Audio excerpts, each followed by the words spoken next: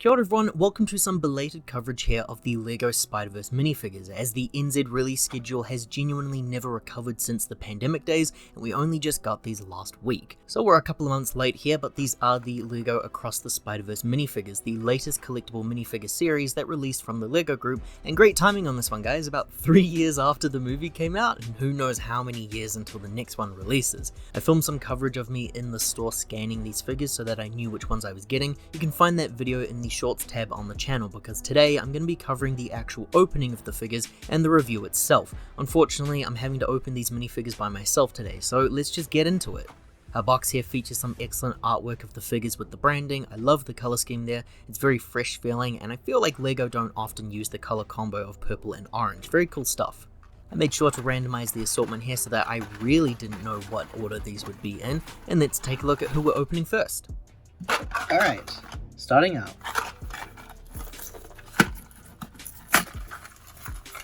Okay, look, the cowboy dude, yeah, cool.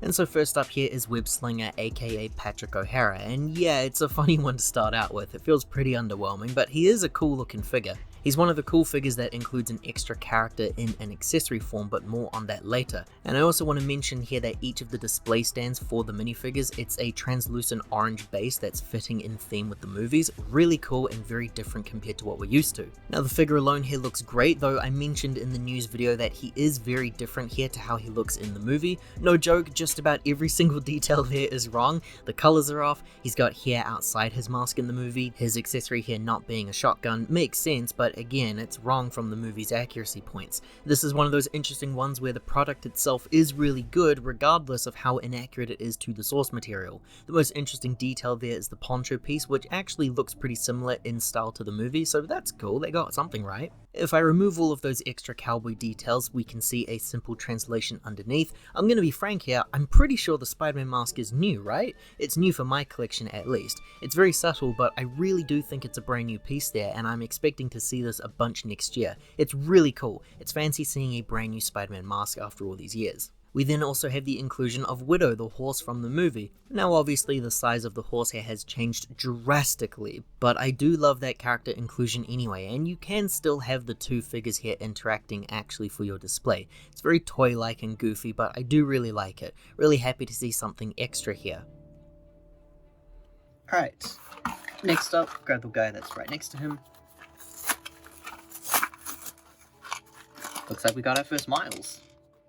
Next up here is Miles G. Morales, or the Prowler. This minifigure is very interesting for the key details there, one of the very few villain inclusions here for the line, even though he was only in the movie for about 5 minutes teasing the next entry, so maybe we should consider this an investment piece. The purple design here looks amazing, and because this is currently the only LEGO Prowler minifigure on the market, I think fans are going to be using some of these parts and making customs for themselves for a standard universe variant. He features printing on the sides there and those big hands as accessories to represent his crazy gauntlets. He also includes a record piece there as a nod to the musical aspect of his world. He was a very exciting minifigure for me as a customizer because of that brand new style of black hair in LEGO. I've often criticized LEGO in the past for their genuinely horrific attempts at representing black hair in LEGO. Some of the parts that LEGO have used in the past do not represent those intended hairstyles, and frankly they should feel ashamed for those releases. Here we have a brand new braided hairstyle look, and I knew that it would look a little off there. The thin braids are simply just a bit too difficult for LEGO to do piecewise. I'm sure they can do it though, and I would love to see them try this again with a thinner design in the future, which would only mean that we then have even more different hairstyles to choose from for our customs. I admire the effort here because this is so much better to me than simply repeating something that's not even close to braids. It's an admirable minifigure for me and what I'm personally looking for when it comes to collectible minifigure releases. Over here onto the far side.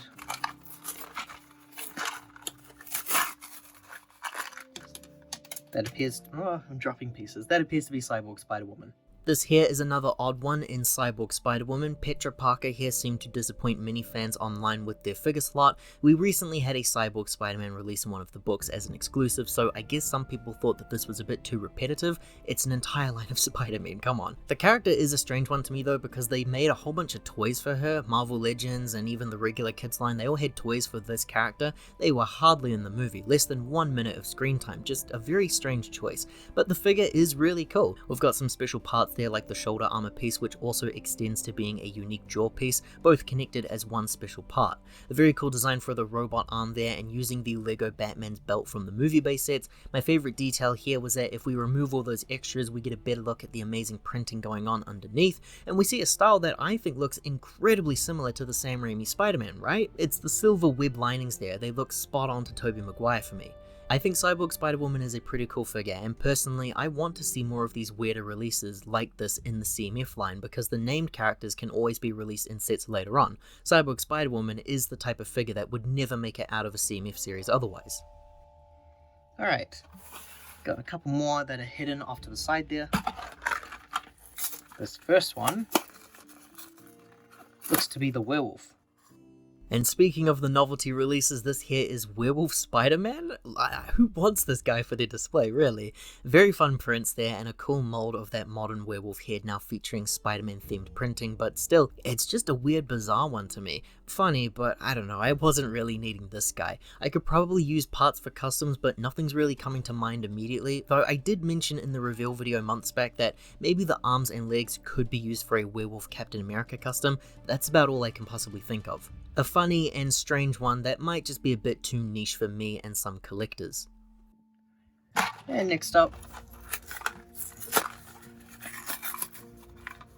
very cool, very cool. Now Spider-Man 2099 here is hands down one of the best figures here. For one thing, it's the first time we're seeing Miguel as a minifigure in years. That first figure is currently worth over 100 NZD for a brand new price, just insane behavior. I think that this modern update looks incredible. His style looks great, and the cape is really strange actually. It's using that plastic sheet-like material. You are free to remove it of course, but I do like that style of the cape there. It makes him stand out compared to the previous versions as well as the other figures here in the series. He includes a small accessory of Lila, who is represented as a microfigure. It's a really nice added touch to include here that basically makes her the second character accessory inclusion. He also includes an extra head with a hairpiece so that you can have an unmasked variant of Miguel, one of quite a handful in this set. It's also a pretty cool flesh tone to have, as it is rare for the minifigures, so I look forward to being able to use this in the future for my customs. A double-sided expression as well, featuring his scary vampire teeth and angry look. Miguel is naturally a favorite here obviously, and I love the key translation. And let's go with this one here now. We now have Gwen.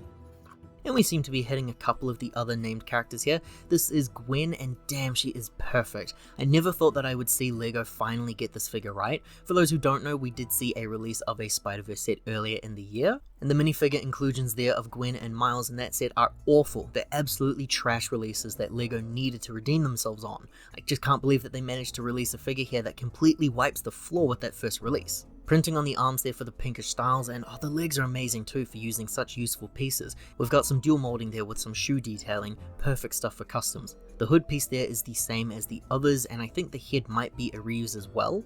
She's also featuring an accessory of a picture of her and Miles, just a very simple printed tile there that would look nice in a set based on Miles' home or something. The real appealing factor here comes in the hairpiece inclusion. LEGO made a great looking Maeve Wiley hairpiece that represents Gwen's style from the sequel really well. It's long on one side and it's shortened on the other, and it's not often that we get multicolored hairpieces either. A double-sided expression here to show her toothy, disgruntled attitude. I imagine Gwen will be a very popular figure with collectors out there just wanting her for the definitive style here for their display. Next up, we'll grab this guy right here.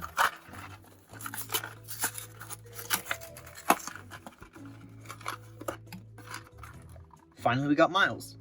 We're on a roll here when it comes to the main named heroes. Miles here was a contentious point for many online because I believe he's close to the Spider-Verse variant, but he's featuring some electric powers here, like we see with some of the Black Panther minifigs where sometimes they've got the blue or purple effects glowing. It seems that people are pretty disappointed with a somewhat generic representation here. This Miles figure also includes some leg printing, so really you're going to need both the set and this minifig to make the best default appearance figure. We've got a spider as an accessory here, but it's just a plain one. I think we needed to see something with a bit of fancy printing from LEGO. Importantly, we also have an alternate headpiece of Miles with some pretty decent expressions, though I will say he looks very childlike here to me, as though it's based on the first movie, not the second one. A nice hairpiece there that matches the style from the movie. He also features an angry expression of him doing his own thing. Miles there is a decent shot at making something new, but ultimately I think it's pretty lacking for most collectors out there. Thinking this one here. awesome. Pavitr Prabhakar is another figure that I was really excited about. He features some great stylizations that would look wonderful in minifig form, bright colours, dual moulding for the legs, excellent print, it's the complete package. A cup of tea there for his accessory referencing the chai tea joke in the film, and also an extra headpiece which borrows the great hairpiece that we had on the mask earlier. It's amazing stuff, and I believe that the hairpiece is entirely new, which feels like a mix of Gwen's hair and Mad-Eye Moody's. A double-sided expression of one angry guy. We've also got a blue headband on the top of the face print there too, which does add for some cool style points, but it might make customers a bit tricky to pull off. He also includes the character accessory of Spider-Cat, which, like Widow, is another animal-themed character inclusion that also adds to the theming for the LEGO Marvel CMF releases. We've had a couple of animal-based characters in the past. A very fun inclusion, but he didn't need that cat accessory to win me over. I already really love him.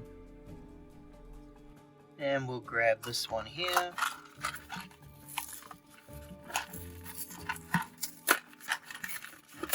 This is Sun Spider. Back to a couple of more oddball inclusions here. Sun Spider was the second figure that people seemed to be a bit disappointed with seeing, and another character that I thought looked pretty cool. Charlotte Webber here features two crutches pieces that I believe are brand new, or at the very least they're brand new for my collection. I've never seen these things before. I also think that the skater-like outfit looks really cool too. There's no wheelchair accessory included unfortunately, but I did want to talk about the backwards cap, which is specifically molded to be a backwards cap. Wearing it frontways covers the face entirely. It's fun that the Spider print was kept as a surprise for me. I genuinely didn't know that the hat would feature a cool print. What may be lacking for some people is actually still a pretty impressive figure for me and what I'm wanting from a series like this. Alright, down to the wire. Only 3 left. This is a good one.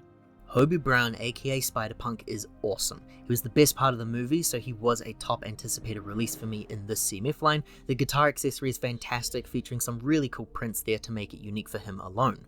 This figure is using a brand new mohawk piece and features a grungy British rock aesthetic for his outfit with some excellent prints and colours, dual moulding there as well for the legs. He has a stellar release that also features an extra headpiece with a special hairpiece, yet another great usage there. The massive hairpiece looks amazing here as well, and he features a double-sided expression showing a more curious look as though he's ready to cause some havoc. He's an excellent figure, and shoot, he might actually be the best one of the bunch. Second to last one here.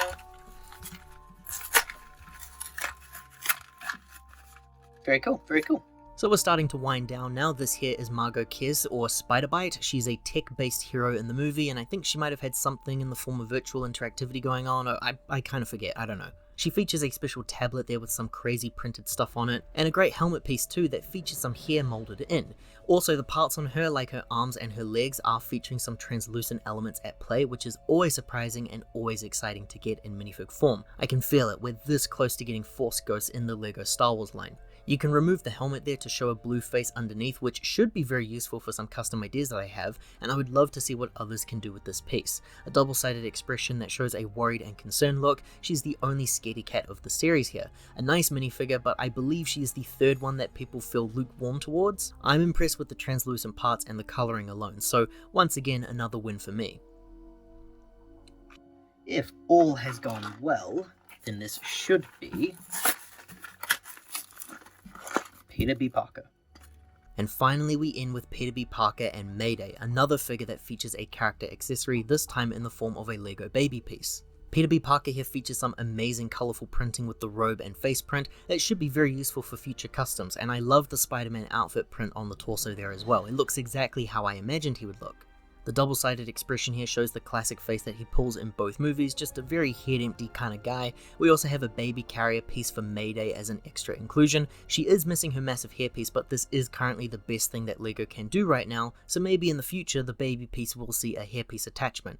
This is the full roster checklist here. We have all the characters featuring that fabulous background theming. The back shows Spider-Punk at the top of the page there, and the instructions on how to assemble Peter B. Parker, the cowboy guy, and Cyborg Spidey. Overall, I feel very positive about this minifig series. I don't think any minifigure here is a bad release, and I feel this minifig series stands well and true to the previous Marvel waves that we have seen in the past. The prints here are amazing, the new hair pieces are my favorite inclusions, and every figure here feels like a definitive release. I suppose I would say I didn't need this series to be based on just one movie specifically. I would have loved to have seen characters from the first Spider-Verse movie appear here, so we can only hope to see some stuff from the first movie in the future. Thanks for watching everyone. If you enjoyed this belated look at some LEGO Marvel Spider-Verse minifigures, liking this video here and subscribing to the channel does help to support more videos like this one in the future. Ka kite ana everyone, take care, and I hope to see you all next time.